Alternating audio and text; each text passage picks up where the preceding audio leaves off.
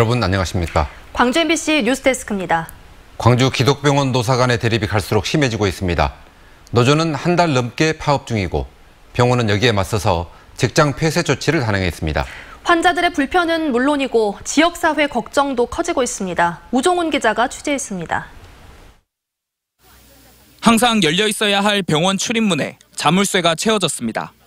병원 밖에서는 파업 중인 노조원들과 병원 측이 동원한 용역회사 직원들이 고성을 지르며 몸싸움을 벌입니다. 어떻게 할 건데? 보건의료노조 기독병원 지부가 한 달 넘게 파업을 벌이고 있는 가운데 병원 경영진이 어젯밤 전격적으로 직장 폐쇄 조치를 내렸습니다. 노조원들의 출입을 막고 나선 겁니다. 병원 측은 정당 등 외부 세력이 병원 시설을 점거할 것에 대비해 환자들의 피해를 줄이려고 직장 폐쇄를 단행했다고 밝혔습니다. 예전에는 이제 합법적인 원내 쟁의 활동이었다고 한다면 저희들이 직장 폐쇄 조치를 한 이후로는 불법적인 상황이 된다는 것이 차이라고 볼 수 있습니다.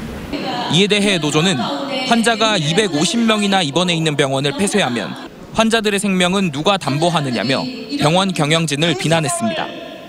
병원이 기습적으로 깡패 용역을 동원해서 직장 폐쇄를 단행했습니다.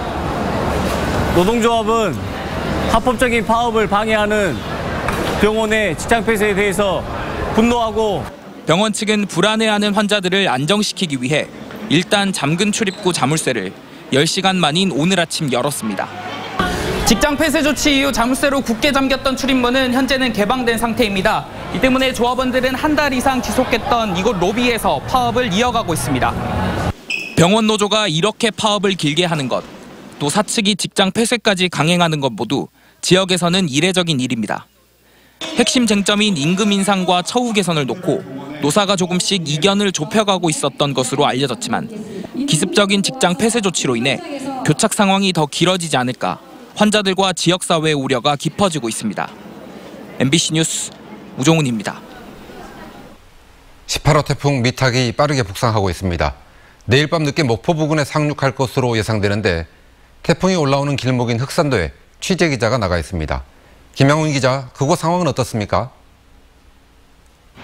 네, 제가 오늘 오전 10시쯤 이곳 신안 흑산도에 도착을 했는데요. 오늘 전남 지역에는 하루 종일 100mm 안팎의 많은 비가 내렸습니다. 오후 들어서 잠시 소강 상태를 보이면서 지금은 호우특보는 모두 해제된 상태입니다. 지금 제가 나와 있는 이곳은 3개 마을이 모여있는 신안 흑산도 해안가인데요. 이곳은 흑산 지역 다른 지역과 달리 방파제가 없다 보니까 태풍이 올 때마다 큰 피해가 발생하고 있습니다. 주민들은 오늘 온종일 태풍 대비에 바빴는데요. 주민들의 이야기 들어보시겠습니다. 저번에 물이 엄마 집에로 차버려갖고 오늘 또 무서워서 경로당에가 잠을 자야 되겠어요. 무서워서 집에는 못 있어요. 저번에 태풍에 담도 무너졌는데 또 이번 태풍이 오면 지붕도 날아갈까만 또 문 끄는 거예요, 줄로. 흑산항에는 태풍을 피해 많은 어선들이 피항에 있고 가구도 방파제 공사 현장에 있던 대형 크레인들도 일찌감치 흑산항으로 들어왔습니다. 지난 태풍 때 바람 피해를 겪은 주민들은 평상을 2겹, 3겹으로 겹쳐서 줄로 단단히 묶어놓는 등 대비에 만전을 기했습니다. 지금 제 옆으로 줄줄이 놓여있는 것들이 건어물 가판대입니다. 태풍으로 날아갈 수도 있기 때문에 보시는 것처럼 줄로 꽁꽁 동여매 있고요. 심지어 어떤 가판대는 보시는 것처럼 매우 무거운 돌들을 이렇게 수북히 쌓아놓기도 했습니다. 기상 악화로 내일부터 서남해 뱃길이 끊기기 때문에 흑산도를 찾았던 관광객들은 대부분 마지막 배를 타고 서둘러 목포로 나갔습니다. 지금 서남에는 바닷물의 높이가 가장 높은 대조기까지 겹쳐 태풍 피해 우려가 더욱 큰데요. 전남 서남해 주민들은 이번 태풍이 무사히 지나가기만을 바라며 뜬 눈으로 밤을 지새우고 있습니다. 지금까지 신안 흑산도에서 MBC 뉴스 김양훈입니다. 북상하는 태풍의 영향으로 광주 충장축제를 비롯해서 예정됐던 가을 축제들이 줄줄이 연기되거나 취소됐습니다. 광주 동구는 내일로 예정된 충장축제의 개막식을 모레 저녁 7시로 연기하고 강강술래 등 야외 공연은 취소했습니다. 모레 저녁 트로트 가수 송가인 등이 출연하는 축하 공연은 예정대로 진행됩니다. 광주문화재단은 모레 예정된 무등울림 축제 개막식을 취소했고 장성군도 오늘 개막할 예정이었던 노란꽃 전시 일정을 오는 5일로 연기했습니다. 광주형 일자리 합작법인인 광주 글로벌 모터스가 어렵게 법인 등록을 마쳤지만 대표이사와 부사장은 출근조차 안 하고 있습니다. 후속 업무도 줄줄이 밀려 있습니다. 보도에 이계상 기자입니다. 광주 글로벌 모터스가 법인 설립 등기를 마친 지 일주일이 넘었습니다. 법인 사무실이 차려지는 그린카 진흥원에는 때늦은 공사가 시작돼 어수선한 분위기입니다. 광주시에서 파견된 직원 5명이 법인 사무실 운영을 지원하고 있지만 정작 박광태 대표이사나 박광식 부사장은 업무를 보지 않고 있습니다. 특히 현대차 추천 이사인 박 부사장은 노동계 반대를 이유로 무단 결근하고 있는 것으로 알려졌습니다. 바로 광주에 내려오진 않고요. 그건 제가 이제 광주에서 못 뵙고 서울에 있으면 연락을 좀 자동차 공장을 올해 안에 착공하기 위해서 이번 주 안에 이사회를 열어 인력 채용과 조직 구성 등을 논의할 예정이었지만 이사회 개최는커녕 이사진 상견례조차 없었던 것으로 알려졌습니다.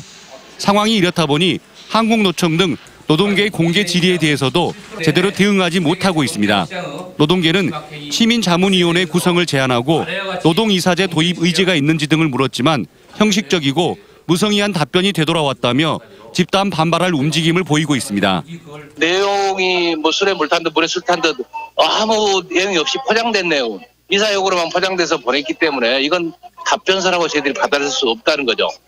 참여자치 21 등 시민사회단체는 광주 글로벌 모터스 법인 설립 이후에도 현대차의 일방적인 횡포가 계속되고 있다며 법인 운영을 투명하게 견제할 범시민 기구를 마련해야 한다고 촉구했습니다. MBC 뉴스 이계상입니다.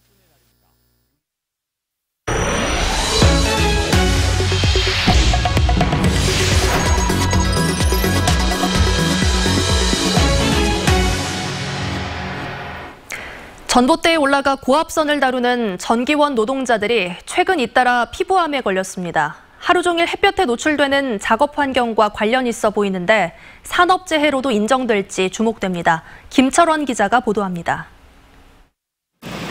전기원 노동자 한 명이 20m 높이의 전봇대에 올라 고압전선을 만지고 있습니다.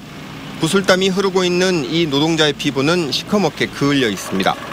하루 노동 시간의 대부분을 햇볕을 바라보며 일해야 하기 때문에 어쩔 수 없습니다. 저도 이렇게 피부과를 가서 이렇게 좀 빼고 한 적이 있는데 그건 일시적인 효과지 크게 이렇게 작용하면 절대 우리가 도움을 받지를 못해요. 이런 환경에서 일하던 광주 전남 지역 전기원 노동자 2명에게서 최근 잇따라 피부암이 발병했습니다.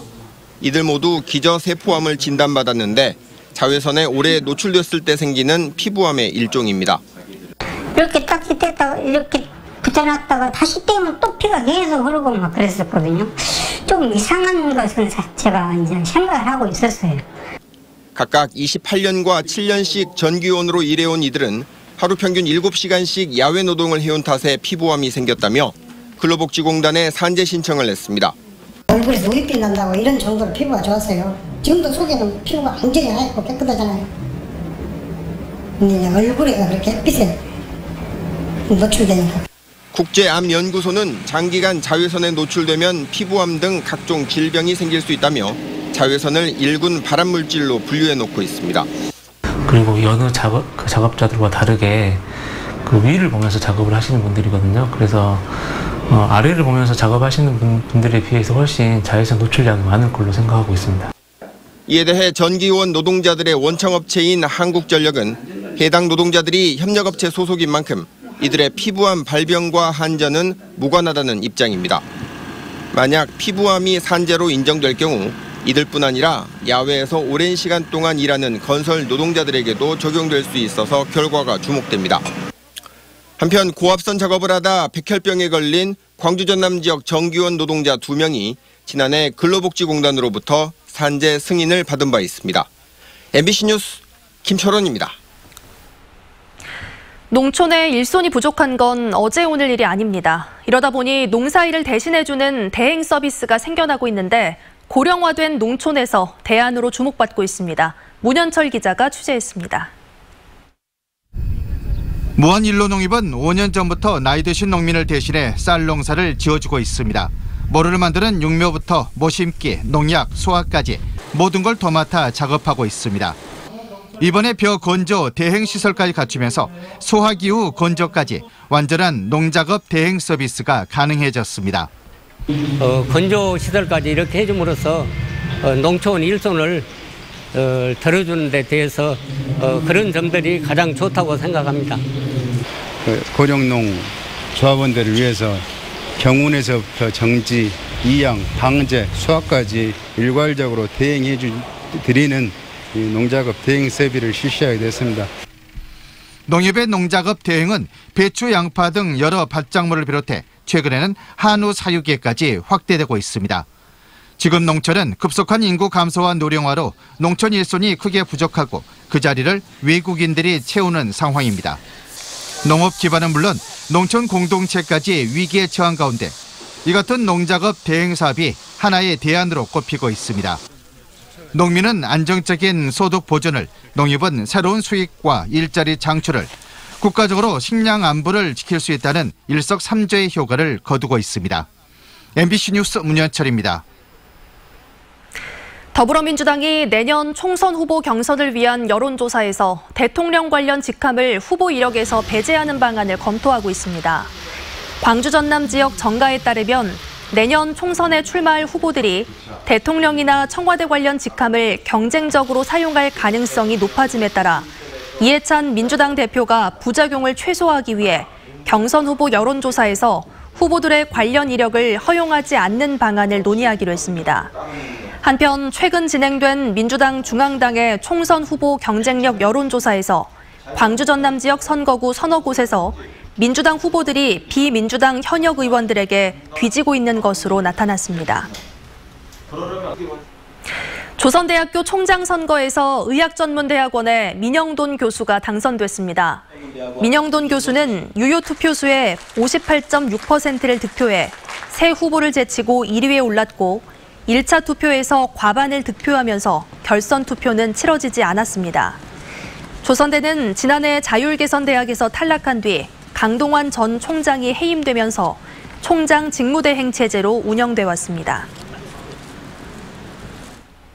광주와 전남 지역 대학 민주동문들이 정치검찰 개혁과 적폐 청산을 촉구하고 나섰습니다. 광주 전남 민주동호회 협의회는 광주시의회에서 기자회견을 열고 또다시 수백만의 시민 촛불이 타올랐다며 시민의 힘으로 정치검찰을 반드시 개혁하자고 호소했습니다. 이들은 민주 인사들을 억압하고 숱한 전횡을 저질러 온 정치검찰이 이제는 통제불능의 적폐 집단으로 변해버렸다며 촛불을 든 시민과 함께 검찰개혁과 언론개혁의 길을 걷겠다고 강조했습니다. 광주시의 음식물 쓰레기 배출량이 광역시 가운데 가장 많은 것으로 나타났습니다. 광주환경공단은 생활쓰레기 대안을 마련하기 위한 토론회에서 광주가 전국 6개 광역시 가운데 1인당 음식물 쓰레기 배출량이 가장 많다며 자치단체와 시민들의 개선 노력이 필요하다고 지적했습니다. 한편 이번 토론회에서는 포장재와 용기류의 통일화 사업 등 광주시가 직면한 7개 과제가 발표됐고 이를 해결하기 위한 대안이 논의됐습니다. 광주 전남 공동혁신도시 발전위원회가 첫 회의를 갖고 채용 규모 확대 등을 논의했습니다. 공동혁신도시 발전위는 지역인재 채용과 관련해 이전 공공기관의 의무 채용 목표 비율인 30%를 조기 달성해 줄 것을 요청했고 이 밖에도 복합혁신센터 건립 등 혁신도시 발전 방안에 대해서도 다양한 의견을 교환했습니다. 공동혁신도시 발전위는 혁신도시 관리위원회로 운영하던 것에 지난 2018년 법 개정에 따라 명칭과 구성 등을 변경해 첫 출발했습니다. 광주만의 자산인 5.18의 장소와 기억, 이야기를 도시발전의 동력으로 삼자는 주장이 나왔습니다. 5.18 40주년을 앞두고 각 부문별로 진행 중인 방향 모색 토론회에서 발제에 나선 이무용 전남대 문화전문대학원 교수는 5.18의 자산을 활용한 사회, 문화, 경제적 가치를 창출해야 한다며 5.18 문화사업화를 제안했습니다. 황풍년 전라도닷컴 대표는 광주의 정체성과 경쟁력은 단연 5.18이라며 국민이 5월을 자랑스러워할 수 있게 해야만 경제적인 가치가 뒤따라올 수 있을 것이라고 말했습니다.